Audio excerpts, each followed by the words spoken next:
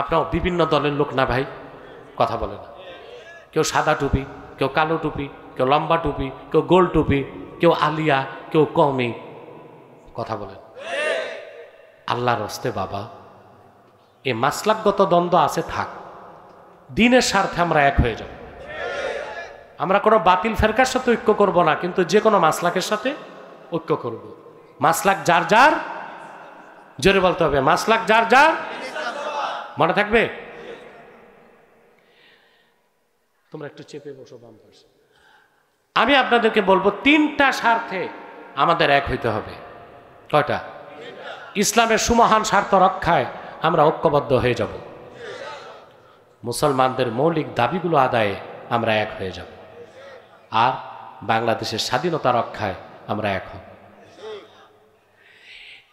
এসে বললেন, ইয়া রাসূলুল্লাহ, ইয়া হাবিবাল্লাহ, আমি ঈমান আনার পরে সব গুনাহ ছেড়ে দিয়েছি, একটা গুনাহ ছাড়তে পারি না। রাসূলুল্লাহ বললেন, সেটা কোন গুনাহ? সাহাবী বললেন, আমি জিনার কাজ ছাড়তে পারি না। আহা, আপনি না মিয়া নাউজুবিল্লাহ পড়তেছেন? আগে শোনেন, আমার রাহমাতুল্লিল আলামিনের কদমে সাহাবায়ে কেরাম কতটা নিঃসংকোচে কথা বলতে পারত। আজকে যদি কোনো পীরের কাছে মুরিদ যেয়ে বলে আমি জিনা ছাড়তে পারতেছি না, পীর সাহেব হাতে কি নিবে? তো সাহস কি যে আমার কাছে বলিস জিনা ছাড়তে পারিস না? রাসূলুল্লাহ সাল্লাল্লাহু আলাইহি ওয়াসাল্লাম তাকে একটা ধমকও দিলেন না, শুধু বলেন, সাহাবী, তোমার মায়ের সাথে কেউ যদি ব্যভিচার করে তুমি মানবা? বলে, কখনো না। তোমার স্ত্রীর সাথে? তাও না। তোমার বোনের সাথে? তাও না।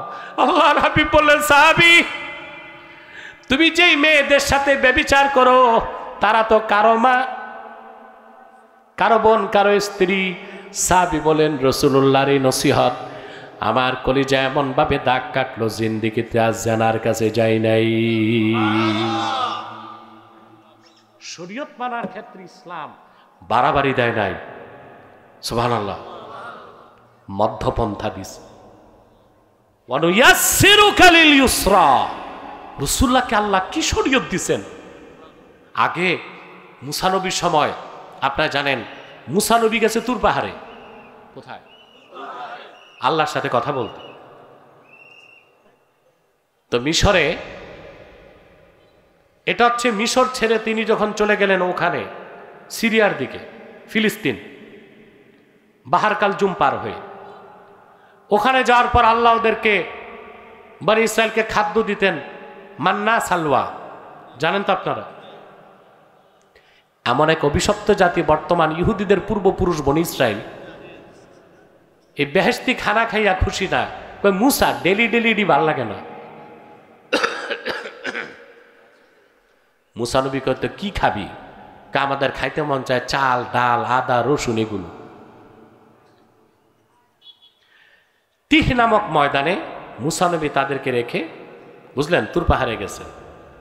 এটা তখনও পার হন, মানে মিশর ছেড়েছেন, কিন্তু তুর পাহাড়ে আবার তিনি গেছেন আল্লাহ তাআলার সাথে কথা বলার জন্য। বনি ইসরায়েলের মধ্যে ছিল সামিরি। কে? এ সামিরি দেখছে মুসা নবী আসতেছে না, সে মহিলাদের স্বর্ণালঙ্কার নিয়ে আগুনে গালায়া একটা বাছুর বানায়া। সামিরি দেখেছিল জিবরিল যখন ঘোড়া নিয়ে আসতেন, ঘোড়ার পা যেখানে পড়তো ওখানে ঘাস হয়ে যেত। ধূর্ত সামিরি ওই মাটিটা পোটলা বেঁধে রেখে দিছিল, বাছুর বানায়া বাছুরের মুখে ওই বরকতের মাটি দিতেই বাছুর জিন্দা হয়ে হাম্বা হাম্বা শুরু করছে। বনি ইসরায়েলকে মুসা নবী বলল, এটি তো তোমাদের দেবতা। মুসা আর আসবে না, পালাইছে, শিরকি কাজে লিপ্ত হইল। মুসা নবী আসলেন, এসে তার বড় ভাই হারুনের বাম হাতে দাড়ি ধরে ডান হাতে দিলেন এক থাপ্পড়। তুমি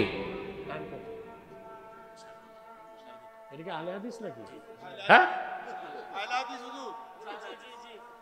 এই জোহরি আজান দিয়ে দিছে, আসরের টাইমই তো হয় নাই।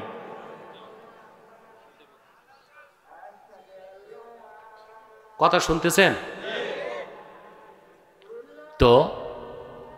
এক থাপ্পড় দিছে মুসা নবী তার ভাই হারুনকে। হারুন বললেন, মুসা লা তাখুজ বিল্লাহিয়াতি, আমার দাড়ি এইভাবে ধরো না, আমি কি করব, ওদের বাধা দিছে, ওরা শোনে নাই। তারপর মুসা নবী আল্লাহর কাছে কানলেন, আল্লাহ মাফ করে দাও। আল্লাহ শর্ত দিছেন, ঈমান আনার পরে, তওবা করার পরেও তাদেরকে মৃত্যুদণ্ড দিতে হবে। কঠিন না? ঈমান আনার পরও, তওবা করার পরও তাদেরকে কি? কিন্তু আল্লাহর হাবিবের শরীয়তটা কত সুন্দর, কত পরিপূর্ণ, কত সহজ। আল্লাহ কোরআন কারীমে বলেন, ইল্লা মান তাবা ওয়া আমানা ওয়া আমিলা আমালান সালিহান ফাউলাইকা ইউবাদদিলুল্লাহু সাইয়্যাতিহিম হাসানাত ওয়া কানাল্লাহু গফুরার রহিমা। আল্লাহ রাব্বুল আলামিন বললেন, উম্মতে মুহাম্মাদের মধ্যে কোনো মানুষ যত বড় কাফের হোক, মুশরিক হোক, যত অপরাধ থাক, তাদের মধ্যে যারা তওবা করে ঈমান এনে মুসলমান হয়ে যাবে, আল্লাহ তাদের জীবনের সব গুনাহগুলোকে সওয়াবের দ্বারা বদল করে দিবে। সহজ করে দিয়েছেন না? তওবা থাকলে মৃত্যুদণ্ড লাগবে না। আগের শরীয়তে দেখা যেত রাতের বেলা যে জেনা করত, এই বসেন, হানাফিদের আজান হয় নাই তো এখনো, এখানে নামাজ পড়ে যাবেন, সময়ই তো হয় নাই, আসরের সময়ও হয় নাই, 4টায় হবে সময়। সম্মানিত শুধু আজান একটাই, কিন্তু সময় হয় না। কথা শুনতেছেন? আগের শরীয়তের নিয়ম ছিল, রাতে যে জানা করত, সকালে দরজায় লেখা উঠত, কদ জানা ফুলান ইবনু ফুলান, এই লোকটা জানা করছে। যে চুরি করত, লেখা উঠত কদ সারাকা ফুলান ইবনু ফুলান, এই লোকটা চুরি করছে। আল্লাহ তাআলা তার হাবিবের খাতিরে দিনটারে এত সহজ করে দিলেন। একজন মানুষ, উম্মতে মুহাম্মাদির কোন মানুষ সারা জীবন যদি গুনার কাজ করে, আর তার গুনার বোঝা যদি আকাশ পর্যন্ত পৌঁছে যায়, আমার আল্লাহ বলেছেন, ইয়া ইবনা আদম কদ লাউ বালাগাত যুনুবুকা আনানাস সামা সুম্মা ইস্তাগফারতানি লাগাফারতু লাক, রে বনি আদম, তোর গুনাহ জমে জমে যদি আকাশের মেঘমালা পর্যন্ত পৌঁছে যায়, তারপর তুই বান্দা যদি আমার কাছে ক্ষমা চাস, আমি আল্লাহ তোর তওবা কবুল করে তোর শিশুর মতো নিষ্পাপ বানায় দিব। দরজায় লেখা উঠবে, কথা বলেন। যদি আগের নিয়ম থাকতো ইসলামে, তাহলে আমরা দেখতাম মন্ত্রী এমপিদের বাড়ির দরজায় লেখা উঠতো, এই চোরটা 200 কোটি খাইছে, এ লোকটা খাদ্যে ভেজাল করছে, এ লোকটা এতটা মেয়ের সাথে জেনা করছে। উপায় থাকতো? আহা, রাসূলুল্লাহর দিন মানাও সহজ, বুঝাও সহজ। সুবহানাল্লাহ, ওয়া নুয়াসসিরুকা লিল ইসরা, আল্লাহ দিনকে সহজ করে দিয়েছেন। আল্লাহ রাব্বুল আলামিন বলেন, ইয়া আইয়ুহাল্লাযীনা আমানু ইযা কুমতুম ইলাস সালাতি ফাগসিলু উজুহাকুম ওয়া আইদিয়াকুম ইলাল মারাফিক ওয়ামসাহু বিরুউসিকুম ওয়া আরজুলাকুম ইলাল কাবাইন। হিমানদারগণ, তোমরা যখন নামাজ পড়তে চাও, তোমাদের চেহারাগুলো ধৌত করো, হাত কোনই পর্যন্ত ধৌত করো, মাথাটা মাসা করো, পা টাকনো পর্যন্ত ধৌ। আরেক জায়গায় নিয়মটা সহজ করে দিছেন, ওয়া ইল্লাম তাজিদু মাআন ফাতায়াম্মামু সাঈদান তাইয়্যিবা যদি তোমরা কোথাও ওযুর পানি না পাও, পবিত্র মাটিতে তায়াম্মুম করে নাও। সহজ না? সুবহানাল্লাহ। পানি নাই, মাটি দিয়ে তায়াম্মুম। তবে 1 মাইল পানি খুঁজতে হবে। কতটুকু? পানি নাই, মাটিতে তায়াম্মুম। মাটি নাই, মাটির ঘটিতেও তায়াম্মুম হবে। মাটির ঘটি নাই, বাটি নাই, কোনো লোহা বা কাঠে ধুলা লাগছে, টান দিলে র‍্যাক পরে, ওখানেও তায়াম্মুম চলবে। এমন এক এলাকায় গেলেন, মাটিও নাই, পানিও নাই, তখন কি করবেন? এমন জায়গা আছে নাকি দুনিয়ায়? জি আছে। প্লেনে। কোথায়? নামাজের টাইমে দেখা যায় পানিও নাই, মাটিও নাই। ইমাম আযম রাহমাতুল্লাহর মতে তখন আপনি নামাজের সুরতে চুপচাপ বসে থাকবেন, নামাজ পড়তে পারবেন না।